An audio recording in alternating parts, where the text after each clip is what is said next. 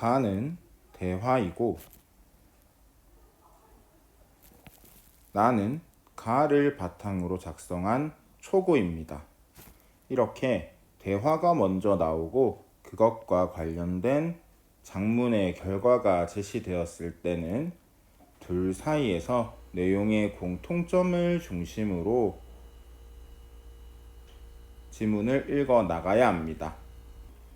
대화를 먼저 살펴보도록 하겠습니다. 이 대화에는 두 명의 학생이 등장합니다.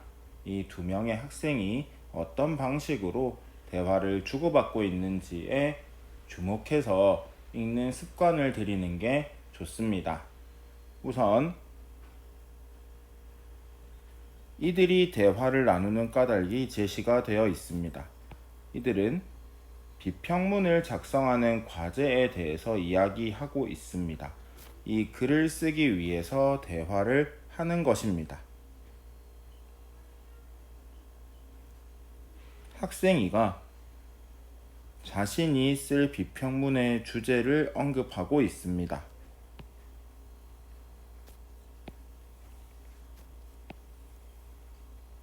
지금 학생이는 자신의 경험과 관련해서 주제를 선정했음을 밝히고 있습니다. 주제를 선정하게 된 경험은 강연을 들은 것과 또 그 다음에 보고서를 읽은 것입니다. 학생 1은 학생 2에게 되묻습니다. 디지털 정보 사회라면 인터넷이나 스마트폰, 무인 주문 시스템과 같은 디지털 정보화 기술이 기반이 되는 사회를 가리키는 거지. 이것은 디지털 정보화 사회라고 하는 용어에 대한 자신의 배경 지식이 학생 2의 지식과 같은지를 질문하는 것입니다. 학생 2는 맞다라고 대답을 합니다. 그리고 자신이 읽은 보고서를 인용해서 그 보고서의 내용에 나타난 디지털 정보화 사회에 대한 정보를 제시하고 있습니다. 중요한 것은 93.5%, 4배와 같이 수치를 활용해서 구체적으로 디지털 정보화 사회의 현재 상황을 제시하고 있다는 것입니다. 학생이 지금 문제의식을 가지고 있는 것은 이 부분입니다. 디지털 정보 격차가 커지면서 디지털 소외 현상이 심각해지고 있어서 이를 소재로 비평문을 작성하려고 계획 중이다.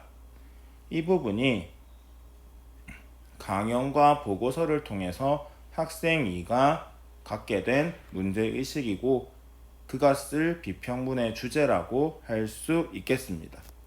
학생 1은 학생 2의 말에 공유하는 경험을 들어서 공감하고 있습니다. 디지털 정보 사회가 확산되고 있음에 대해서 공감하는 것입니다.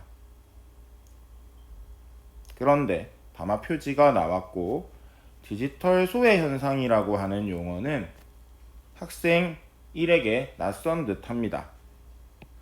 생소하다라고 되어 있습니다.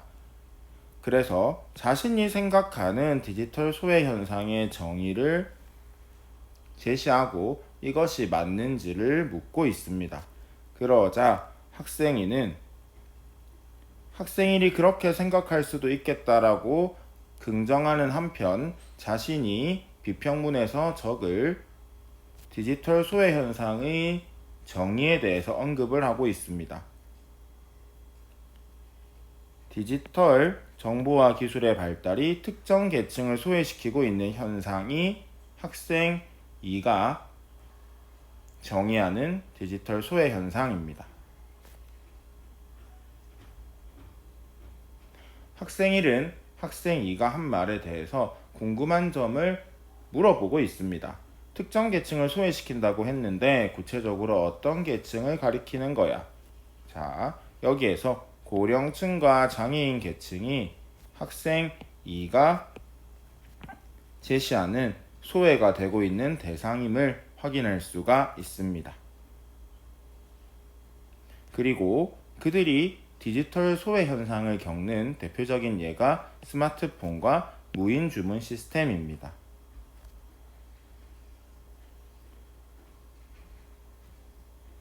하지만이라는 담화 표지에서 알 수 있듯이 학생 1은 학생 2의 입장과 반대가 되는 의견을 개진합니다. 원격 진료를 통해 몸이 불편한 노인분께서 병원에 들리지 않고도 의사의 진료를 받을 수 있게 되었다는 뉴스 보도처럼 디지털 정보화 기술이 사람들의 편의를 돕고 있는 것도 사실이다. 디지털 정보화 사회에 대한 다른 관점에 대해서도 찾아보았느냐? 이 다른 관점은 학생 2와는 달리 디지털 정보화 사회에 대해서 긍정적인 입장을 얘기합니다. 이 긍정적인 입장들은 이 구체적인 예처럼 디지털 정보화 기술의 발달로 디지털 정보화 사회의 확산으로 편의나 이득을 보는 사람들이 있음을 근거로 주장하는 것일 겁니다. 학생 2가 학생 1의 말에 긍정합니다. 이 말처럼 이를 옹호하는 관점에서는, 긍정적으로 보는 관점에서는, 나와 다른 관점에서는 디지털 정보화 기술로 인해 누리게 되는 편리함을 근거로 제시하고 있다. 그죠? 편리함의 구체적인 예가 나와 있습니다. 디지털 정보 기술의 편리함보다 이로 인해 생기는 문제가 더 심각하다고 생각하는구나. 그래. 학생인은 디지털 정보화 사회의 편리성 자체를 부정하고 있는 것은 아닙니다. 하지만 그 편리함보다 문제가 되는 것이 더 심각하다라고 얘기를 하고 있는 것이죠. 전문가의 말이라고 하는 것은 처음에 주제를 정할 때 언급이 되었던 강연에서 나타난 말이라는 것을 확인할 수가 있습니다. 이런 전문가의 말을 듣고 학생은 이러한 문제의식을 갖게 된 것입니다. 늘 그렇듯이 비판만 하고 글이 끝나면 안 될 겁니다. 해결 방안을 제시해야 글의 완결성이 높아진다라고 하는데, 그래서 학생이는 정부 차원의 문제 해결 방안을 제시하려고 계획하고 있습니다. 이에 대해 학생 1은 노력해야 되는 대상을 다양하게 해야 된다라고 언급을 합니다. 기업이나 개인이라고 구체적으로 찝어주고 있습니다.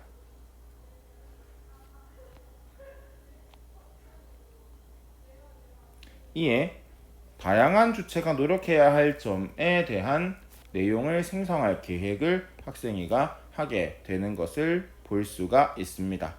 그리고 마지막 문단인데요.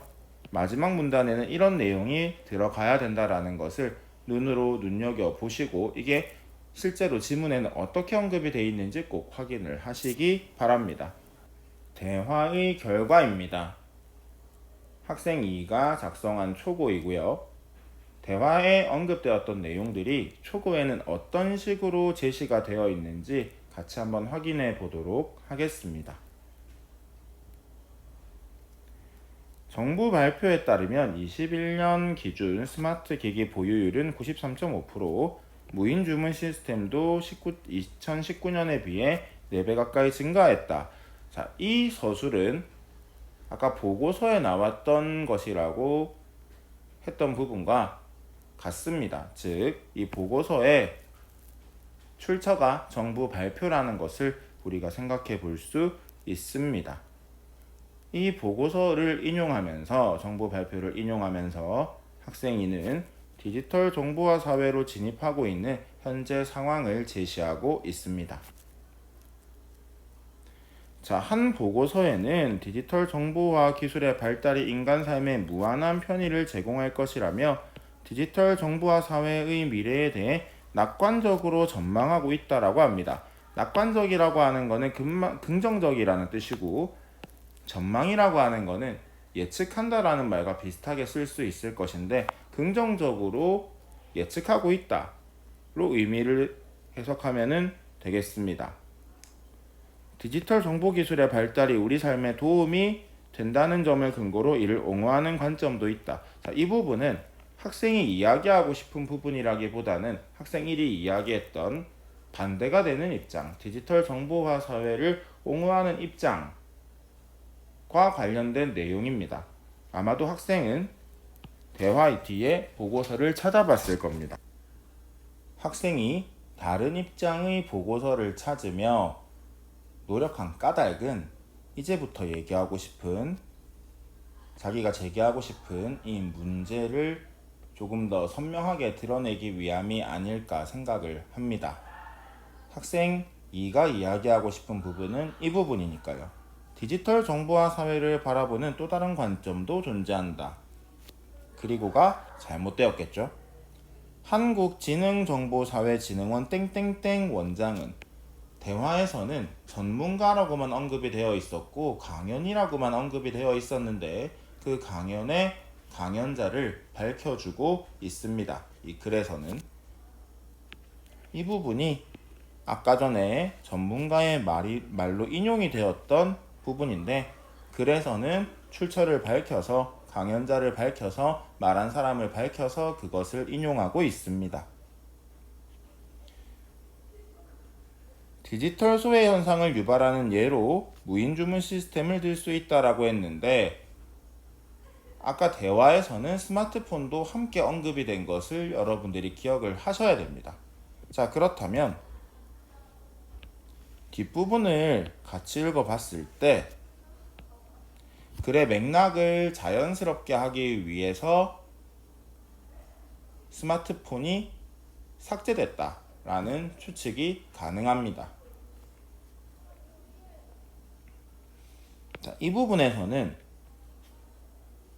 문제 해결을 위해 여러 주체들이 노력해야 되는 것에 대해서 언급을 하고 있습니다. 처음에 학생 2가 이야기했던 정부, 그리고 학생 1의 말을 듣고 추가한 기업과 개인, 다양한 주체가 어떻게 노력해야 되는지가 글에 담겨 있습니다. 자, 마지막 단락인데요. 마지막 단락에서는 문제 해결에 동참해 줄 것을 예상 독자에게 권유한다라는 표현이 들어가야 되는데, 내용이 들어가야 되는데, 적극적으로 도움의 손길을 건네보는 것은 어떨까? 자, 이 내용이 그대로 들어가 있음을 확인하면 됩니다.